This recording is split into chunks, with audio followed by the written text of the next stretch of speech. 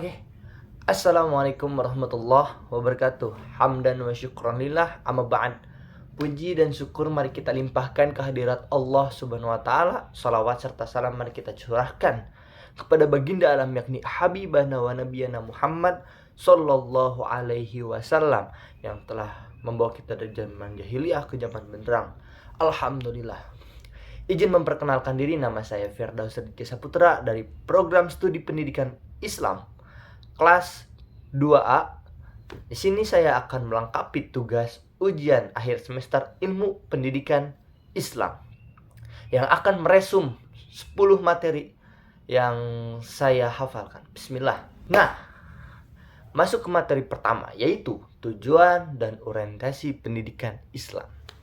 Di sini kita akan membahas tentang pendidikan Islam merupakan proses pembinaan yang bertujuan membentuk manusia yang beriman, bertakwa, dan berakhlak mulia. Nah, tidak hanya berfokus pada aspek intelektual, tetapi Islam juga mengarahkan pada pembentukan karakter dan spiritualitas. Nah, lanjut kepada tujuannya, mengapa harus membentuk akhlak mulia, membentuk ketakwaan kepada Allah SWT, terus mengembangkan potensi diri dan menciptakan kesejahteraan sosial, lalu mencapai kebahagiaan dunia maupun akhirat. Nah, dan adapun orientasi pendidikan Islam, yang pertama itu bisa disebut sebagai integrasi ilmu dan iman. Pendidikan Islam berorientasi pada pengembangan ilmu, pengetahuan yang didasarkan pada wahyu. Nah, di situ juga disertakan dengan akal, sehingga antara ilmu dunia dan akhirat saling mendukung dan tidak terpisah. Poin kedua yaitu pendidikan holistik, yang bisa diartikan pendidikan Islam bersifat menyeluruh, mencakup aspek spiritual, intelektual, sosial, emosional, dan fisik. Dan poin ketiga yaitu pendidikan berbasis akhlak dan etika. Lalu pendidikan untuk kepemimpinan dan pendidikan yang relevan dengan zamannya, menyesuaikan zaman. Lanjut, kita akan membahas tentang sumber prinsip dan nilai-nilai Islam. Nah, ini seru nih. Yang pertama kita mencakup kepada Al-Quran, yaitu menjadi sumber utama ajaran Islam. Nah, yang kedua itu hadis, sumber hukum kedua dalam Islam setelah Al-Quran. Yang ketiga ijtihad, sungguh-sungguh yang melakukan para ahli agama untuk mencapai suatu putusan ataupun kesimpulan hukum syara mengenai kasus yang penyelesaiannya belum tertera di dalam dua aspek, Al-Quran maupun hadis. Nah, langsung ke poin terakhir yaitu tradisi. Keilmuan adalah warisan intelektual yang dikembangkan oleh para ulama dan cendekiawan muslim. Nah, lalu kita akan membahas tentang prinsip-prinsip dasar dalam pendidikan Islam. Prinsip tauhid, dalam kurung keimanan kepada Allah, prinsip keseimbangan, tawazun, nah, prinsip kemanusiaan, insaniyah, prinsip tanggung jawab dan kebebasan. Lalu ada prinsip amal dan intelektualisasi. Lalu prinsip berbasis wahyu dan akal, dan prinsip individualitas dan sosialitas. Nah, adapun nilai-nilai Islam dalam pendidikan dan pelajaran, yang pertama itu nilai keimanan, ya akidah, nilai akhlak, etika Islam, nilai ilmu, keilmuan dan kebenaran. Nah, lalu nilai amal, aksi dan implementasi ilmu. Dan ada nilai ukhuwah, persaudaraan, nilai keadilan, nilai tanggung jawab. Dan kita akan membahas tentang materi kurikulum dalam pendidikan Islam. Ini seru nih, kurikulum. Kurikulum bisa diartikan semua rencana yang terdapat dalam proses pembelajaran. Kurikulum diartikan pula sebagai semua usaha lembaga pendidikan yang direncanakan untuk mencapai satu tujuan yang disepakati. Nah, adapun konsep-konsep kurikulum pendidikan Islam. Nah, konsep kurikulum pendidikan Islam berbasis Islam tentunya, dan rancangan pembelajaran yang berlandaskan nilai-nilai dan ajaran Islam. Kurikulum ini dirancang untuk membentuk individu yang tidak hanya cerdas secara intelektual, tetapi juga memiliki akhlak yang mulia dan spiritualitas yang kuat. Lalu ada tauhid, seperti halnya ketuhanan, Al-Quran dan hadis, fikih dalam artian hukum Islam, akidah dalam artian teologi Islam, dan sejarah Islam. Nah, konsep dan prinsip utamanya yaitu etika dan moral, akhlak dan budi pekerti, integrasi ilmu pengetahuan maupun pendidikan karakter. Nah, adapun pengembangan keterampilan seperti halnya integritas ilmu dan kurikulum pendidikan. Nah, di sini kita akan menjelaskan tentang itu, integritas ilmu dan pendidikan Islam. Penyatuan antara ilmu agama dan ilmu umum dalam sistem pendidikan dengan landasan tauhid. Kenapa? Karena tujuannya membentuk manusia yang seimbang antara akal, spiritual, akhlak, ilmu umum. Nah, diajarkan juga dengan nilai-nilai Islam. Guru menjadi sebuah teladan moral, dan kurikulum dirancang holistik untuk mencetak insan berilmu dan bertakwa kepada Allah Subhanahu wa taala. Begitu. Lalu adapun bentuk-bentuk integritas dalam pendidikan Islam, kita bisa mencakup integrasi substansi, integrasi metodologi, integrasi tujuan, integrasi lingkungan dan budaya sekolah. Nah, seperti itu.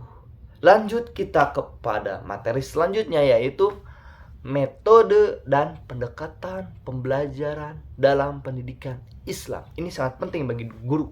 Nah, pendekatan dalam Islam adalah cara pandang atau paradigma yang digunakan untuk menginterpretasikan nilai-nilai dalam Islam,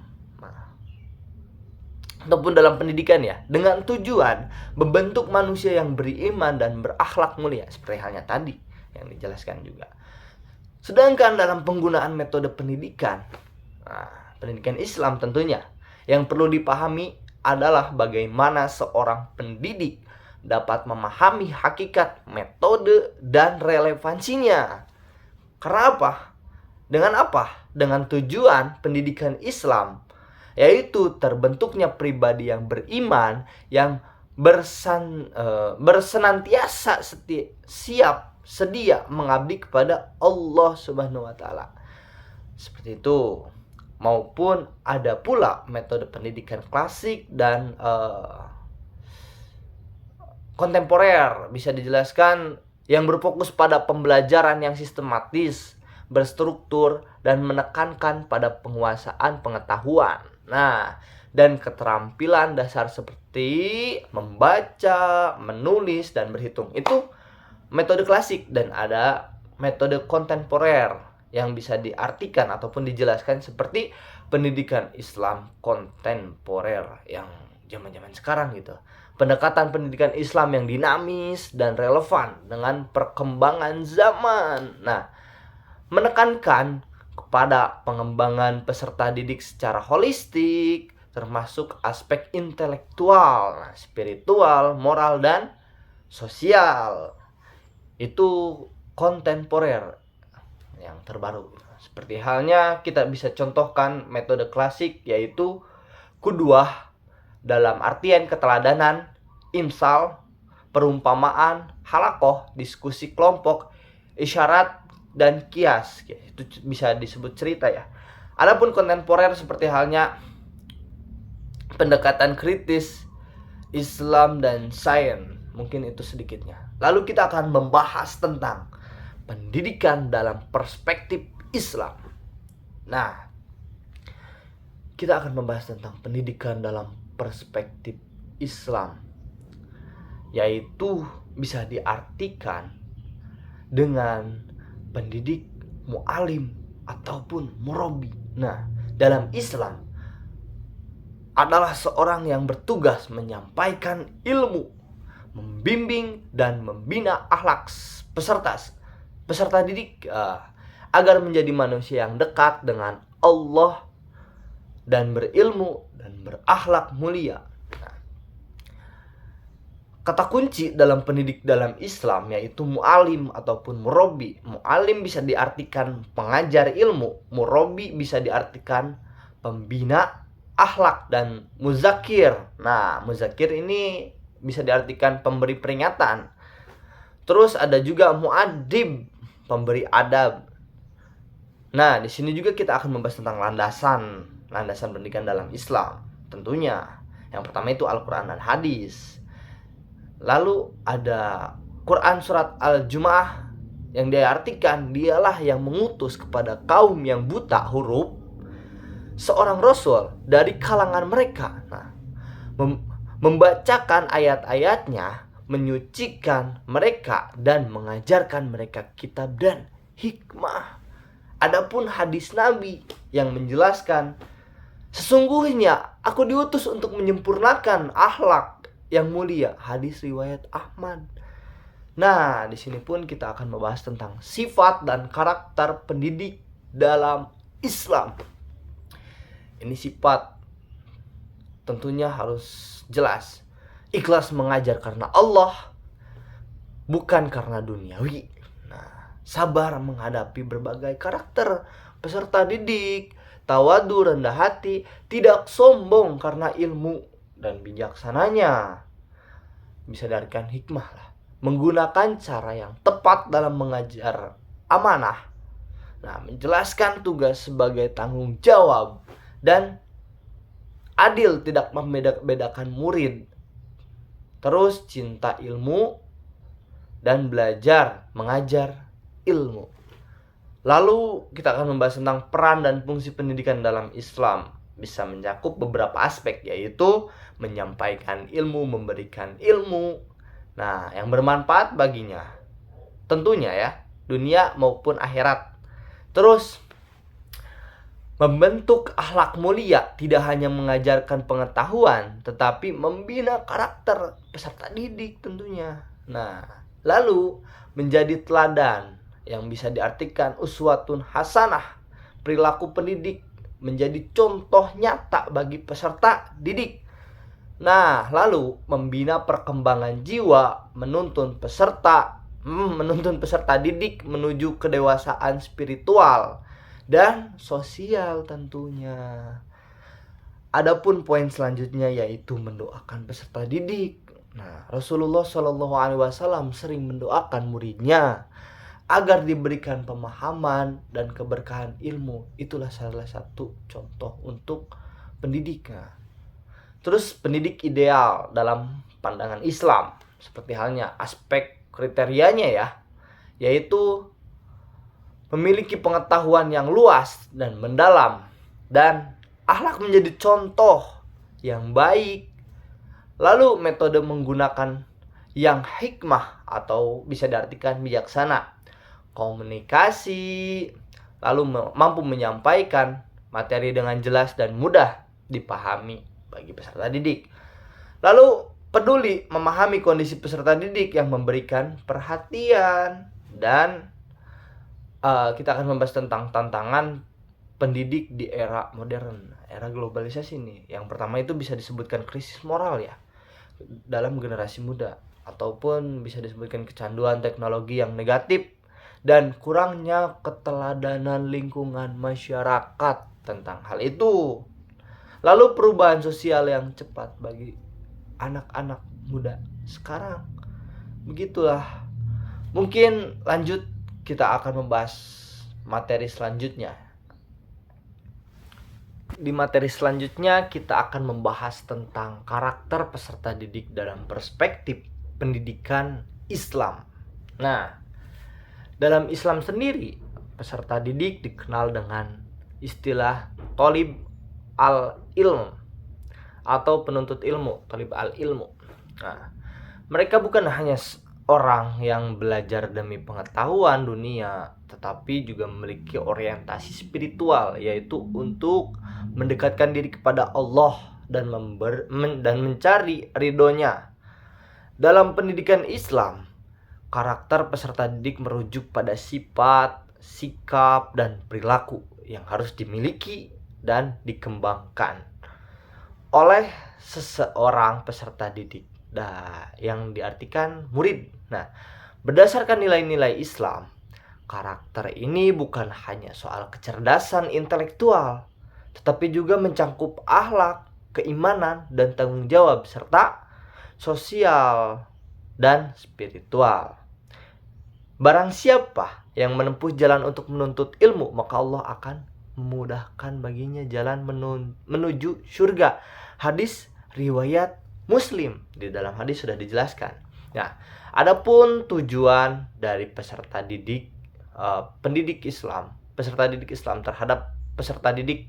Nah, di sini kita akan menjelaskan tentang membentuk akhlak mulia dan menumbuhkan kesadaran beragama, religiusitas. Nah, mengembangkan potensi spiritual, akal, dan fisik, lalu membina tanggung jawab sebagai hamba dan khalifah di muka bumi ini. Nah, karakteristik peserta didik menurut agama Islam. Yang pertama itu memiliki potensi fitrah, lalu memiliki amanah ilahiyah, dan memiliki potensi akal ruhani. Berperan sebagai hamba dan khalifah di muka bumi, bertahap dalam perkembangan, lalu memiliki hak untuk dididik dengan lembut dan bijak. Lalu adapun hak peserta didik dalam pendidikan Islam, yaitu mencakup hak untuk mendapatkan ilmu yang baik, nah, lalu hak untuk mendapatkan ilmu yang benar dan bermanfaat atas perlakuan yang adil dan penuh kasih sayang. Lalu ada hak untuk bertanya dan berdiskusi. Lalu ada hak atas lingkungan belajar yang Islam, dan ada hak atas penghargaan dan pengakuan. Lalu ada hak atas perlindungan fisik dan mental. Adapun kewajiban peserta didik dalam pendidikan Islam mencakup kewajiban. Yang pertama itu hanyalah niat ikhlas karena Allah, menghormati guru dan sesama pelajar, nah, menjaga akhlak dan perilaku disiplin, lalu tanggung jawab dan mengamalkan ilmu yang diperoleh, bersungguh-sungguh dalam belajar. Itu hanya kewajiban mutlak bagi seorang murid. Dan selanjutnya kita akan membahas tentang pengertian lingkungan pendidikan. Nah, lingkungan pendidikan adalah segala sesuatu yang ada di sekitar individu yang mempengaruhi perkembangan fisik, akhlak, intelektual, dan spiritualnya. Dalam Islam juga dijelaskan, pendidikan bukan hanya tanggung jawab sekolah ataupun guru, tetapi juga keluarga, masyarakat, dan lingkungan luas. Macam-macam lingkungan yang akan kita jelaskan. Yang pertama itu seperti hanya lingkungan keluarga, informal ya. Pendidikan pertama dan utama bagi seorang anak yaitu orang tua. Menjadi guru pertama dalam membentuk akhlak, kepribadian, dan dasar keimanan. Itu orang tua berperan penting bagi seorang murid. Lalu lingkungan sekolah yang bisa diartikan formal. Pendidikan terstruktur dengan kurikulum tertentu, tergantung kebijakan pemerintah. Guru berperan sebagai pendidik, pengajar, dan pembimbing. Lalu adapun lingkungan masyarakat non-formal. Pendidikan yang terjadi di luar lembaga formal, yaitu di masyarakat. Seperti halnya yang dicontohkan majelis taklim, pondok pesantren, pengajian, lalu organisasi-organisasi Islam yang menajamkan intelektual bagi seorang peserta didik. Seperti itu.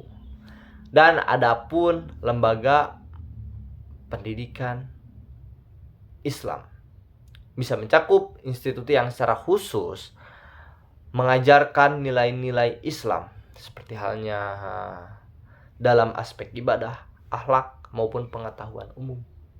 Nah, di sini ada jenis-jenis lembaga pendidikan Islam seperti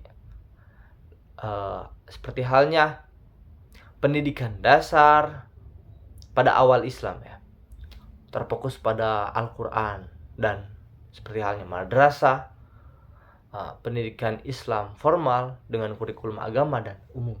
Lalu ada pondok pesantren, lalu ada pendidikan tradisional Islam tentunya, seperti halnya mengutamakan kitab, kajian kitab klasik dan akhlak. Lalu ada majelis taklim, pengajian rutin di masyarakat biasanya untuk orang dewasa.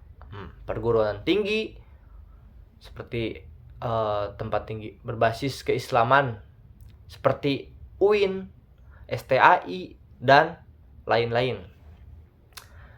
Lalu kita akan membahas tentang evaluasi asesmen dalam pendidikan Islam, hampir mencangkup semua materi. Konsep evaluasi dalam perspektif Islam secara etimologis yaitu penilaian dalam perspektif Islam. Konsep evaluasi berkaitan erat dengan hisab, yang diartikan perhitungan amal, dan muhasabah, introspeksi diri. Prinsip tercermin dalam Al-Quran surat Al-Hasyr ayat 18 yang mengajarkan manusia untuk memperhatikan apa yang telah diperbuatnya. Evaluasi bukan hanya alat ukur, tetapi juga menjadi bagian dari proses pembinaan diri dan perbaikan bagi seorang pengajar. Begitu. Lalu ada ciri-ciri evaluasi yang perspektif Islam, yaitu bersifat komprehensif, mencakup aspek kognitif, afektif, dan psikomotorik. Lalu bersumber pada nilai-nilai Islam seperti kejujuran, keadilan, tanggung jawab, dan bertujuan membina bukan menghukum, membantu siswa berkembang bukan sekedar menghakimi, seperti itu. Dan kita akan membahas tentang teknik asesmen dalam pendidikan Islam, yaitu terbagi menjadi dua. Yang pertama, penelitian tes biasanya digunakan untuk mengukur aspek kognitif dan keterampilan praktis peserta didik. Dan teknik ini meliputi beberapa aspek, yaitu tes tulis seperti pilihan ganda, isian singkat, dan esai yang menguji pemahaman materi. Lalu ada tes lisan yang dapat digunakan untuk mengukur kefasihan berbicara, hafalan ayat, atau kemampuan berdiskusi. Dan ada tes praktik yang menguji keterampilan langsung melalui simulasi, demonstrasi, atau praktik keagamaan seperti sholat atau wudhu. Itu adalah contoh singkat ya. Lalu ada penilaian non-tes.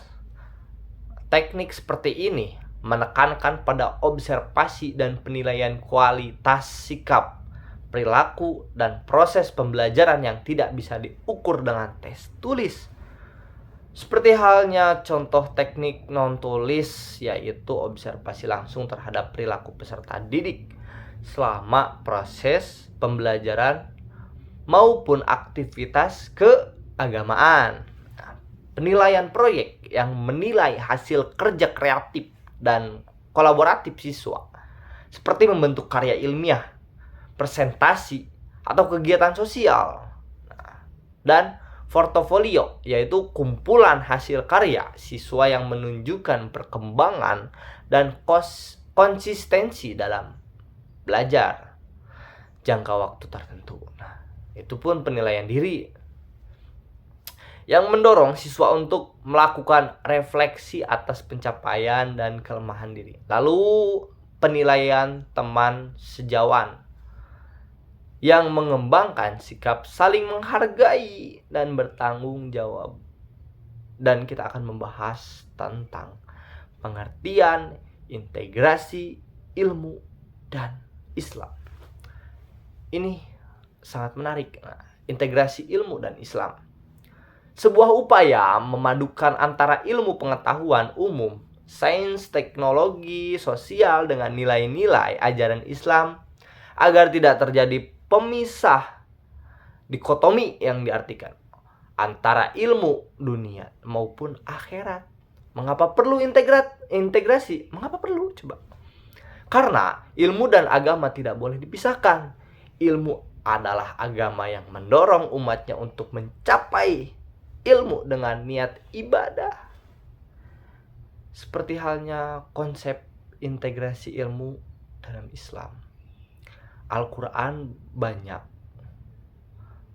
ayat tentang alam, sains sosial, dan penciptaan yang mendorong berpikir ilmiah, bukan hanya logis. Terus ada hadis memotivasi untuk umat Islam untuk mencapai ilmu seperti sabda, menuntut ilmu adalah kewajiban bagi setiap muslim. Hadis riwayat Ibnu Majah. Memotivasi, mohon maaf tadi. Lalu ada sejarah dikotomi ilmu. Seperti halnya masa klasik, ilmu agama dan ilmu umum menyatu. Contohnya Ibnu Sina, dokter sekaligus ulama, Al-Farabi dan maupun Al-Kindi. Nah, lalu ada masa kolonial, muncul pemisahan antara ilmu agama diajarkan di pesantren dan ilmu umum diajarkan di sekolah sekuler. Nah, masa modern, banyak lembaga pendidikan berupaya mengintegrasikan kembali ilmu dan Islam, seperti halnya tujuan integrasi ilmu dan Islam. Menjadikan ilmu pengetahuan sebagai sarana mendekatkan diri kepada Allah. Lalu membentuk insan ulul albab, berbakat, berzikir, dan berpikir. Lalu menghasilkan ilmu yang bermanfaat untuk dunia maupun akhirat. Ada kaitan antara dunia maupun akhirat. Lalu kita akan membahas tentang materi selanjutnya, pengembangan dan inovasi dalam pendidikan Islam. Pengembangan, kita akan membahas tentang pengembangan. Nah, pendidikan Islam adalah sistem pendidikan yang berlandaskan pada nilai-nilai ajaran Islam yang bersumber dari Al-Quran dan As-Sunnah maupun hadis. Adapun tujuan utama pendidikan Islam adalah membentuk manusia yang beriman, bertakwa, dan berakhlak mulia, dan memiliki kemampuan intelektual yang tinggi, seperti halnya yang tadi dijelaskan di awal-awal materi. Lalu konsep-konsep pendidikan mencakup pengembangan seluruh potensi manusia, baik aspek spiritual, intelektual, emosional, maupun sosial. Itu adalah mencakup semuanya. Ada tantangan tersendiri bagi pendidikan Islam di era modern, seperti halnya pendidikan Islam saat ini menghadapi berbagai tantangan yang kompleks. Pertama itu tantangan globalisasi yang membawa pengaruh budaya asing yang tidak selalu sesuai dengan nilai-nilai Islam. Yang kedua, perkembangan teknologi informasi yang sangat cepat menuntut anak-anak ataupun murid berpikir tidak logis, ataupun pengembangan kurikulum pendidikan Islam harus mengintegrasikan antara ilmu keislaman agar berpaduan. Dan ulum al-din dengan ilmu-ilmu umum, ulum al-dunya, konsep integrasinya menjadi pendekatan yang relevan untuk mengembangkan kurikulum yang holistik dan komprehensif. Begitu. Dan kita akan membahas tentang manfaat teknologi dalam pendidikan Islam. Ini banyak manfaatnya sebenarnya. AI dapat digunakan untuk personalisasi pembelajaran sesuai dengan kemampuan dan gaya belajar masing-masing peserta didik. Selain itu, Big Data juga dapat membantu dalam evaluasi dan perbaikan sistem pembelajaran secara berkelanjutan. Seperti itu. Lalu kita akan membahas tentang pelajaran berbasis riset. Nah,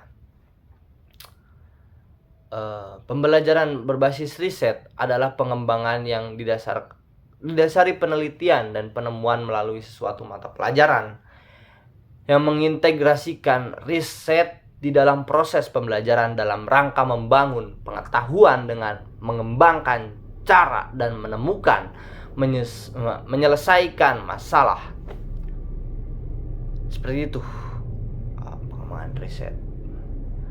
Mungkin cukup saja dari saya. Mohon maaf bila ada patah kata yang salah. Mohon maaf bila ada materi yang sedikit salah ataupun kurang dipahami, karena hakikatnya kebenaran itu hanya milik Allah dan ilmu hanyalah milik Allah. Kita hanya dititipkan ilmu. Tetapi ada satu kata Al-Ghazali yang mengatakan, janganlah kita senang kecuali ilmu kita bertambah. Billahi fisabilil haq. Assalamualaikum warahmatullahi wabarakatuh.